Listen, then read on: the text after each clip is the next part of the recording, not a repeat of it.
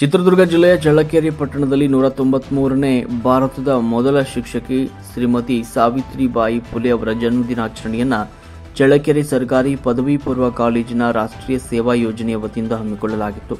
ಈ ಕಾರ್ಯಕ್ರಮದಲ್ಲಿ ಪ್ರಾಚಾರ್ಯರಾದ ರವೀಶ್, ಪುಷ್ಪಲತಾ ಜಿಟಿ, ಶ್ರೀ ಹಬೀಬುಲ್ಲಾ, ನಾಗರಾಜ್ ಬೆಳಗಟ್ಟ, ರೇಖಾ, ಎನ್ಎಸ್ಎಸ್ ಕಾರ್ಯಕ್ರಮಾಧಿಕಾರಿ ಶಾಂತಕುಮಾರಿ ಹಾಗೂ ವಿದ್ಯಾರ್ಥಿಗಳು ಪಾಲ್ಗೊಂಡಿದ್ದರು. ಇನ್ನು ಶ್ರೀಮತಿ ಸಾವಿತ್ರಿಬಾಯಿ ಫುಲೆ ಅವರ ಜೀವನ ಚರಿತ್ರೆ ಹಾಗೂ ಸಾಧನೆಯನ್ನ ಈ ಸಂದರ್ಭದಲ್ಲಿ ಮಕ್ಕಳಿಗೆ ತಿಳಿಸಿಕೊಡಲಾಯಿತು.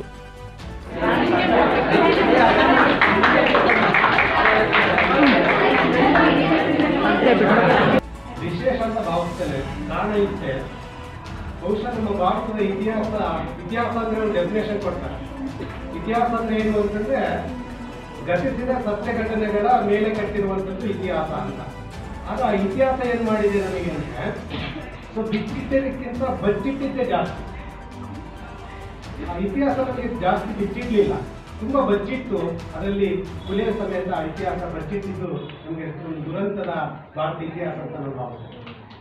ವಿದ್ಯಾರ್ಥಿಗಳೇ, ಬಹುಶಃ ಇವತ್ತು ನಾವು ಇಲ್ಲಿ ಸೇರ್ಕೊಂಡಿರೋದಕ್ಕೆ ಇತ್ತೀಚಿನ ದಿನಗಳಿಂದ ಕಾಲಘಟ್ಟದಲ್ಲಿ ಹೋಗ್ಬೇಕು ಅಂತಂದ್ರೆ ಅವ್ರು ಎಷ್ಟು ಜ್ಞಾನ ವಿಚಾರವಂತರಾಗಿರೋದನ್ನ ಒಂದನ್ನ ಯೋಚನೆ ಮಾಡಬೇಕಾಗುತ್ತೆ. ಎರಡನೇದು, ಯಾಕಂದ್ರೆ ನಾಗರಾಜರು ಎಲ್ಲ ಹೇಳಿದ್ದಾರೆ, ಅದ್ರಲ್ಲಿ ಒಂದು ಏನು ಮಿಸ್ ಆಗಿದೆ ಅನ್ನಿಸ್ತು, ಅದಕ್ಕೋಸ್ಕರ ನಾನು ಇದನ್ನ ಚಾಯ್ಸ್ ತಗೊಂಡೆ. ಯಾಕೆಂದ್ರೆ ಆ ಕಾಲದಲ್ಲಿ ಬ್ರಾಹ್ಮಣರಿಂದ ಪುರೋಹಿತದಲ್ಲಿ ಮದುವೆಗಳು ನಡೀತಾ ಇದ್ದಿಲ್ಲ. ಬಟ್ ಆ ಭಾರತದಲ್ಲಿ ಪ್ರಪ್ರಥಮ ಬಾರಿಗೆ ಕಾನೂನು ರೀತಿಯಾಗಿ ಮದುವೆ ಆಗಿದ್ದು ಸಾವಿತ್ರಿಬಾಯಿ ಫುಲೆ ಅವರು ಪ್ರಥಮ ಬಾರಿಗೆ. ಇದೊಂದು ಅತ್ಯಂತ ಯೋಚನೆ ಮಾಡಬೇಕಾದಂಥ ವಿಚಾರ. ಸೊ ಹಾಗಾಗಿ ಅವೆರಡನ್ನೂ ಕೂಡ ಕಾನೂನು ರೀತಿಯಾಗಿ, ಎಜುಕೇಷನ್, ಸೋಷಿಯಲ್ ಆಗಿ ಎಲ್ಲವನ್ನೂ ಕೂಡ ಚೇಂಜ್ ಮಾಡಿದ್ದು ಸಾವಿತ್ರಿಬಾಯಿ ಫುಲೆ ಅವರು. ಅವರ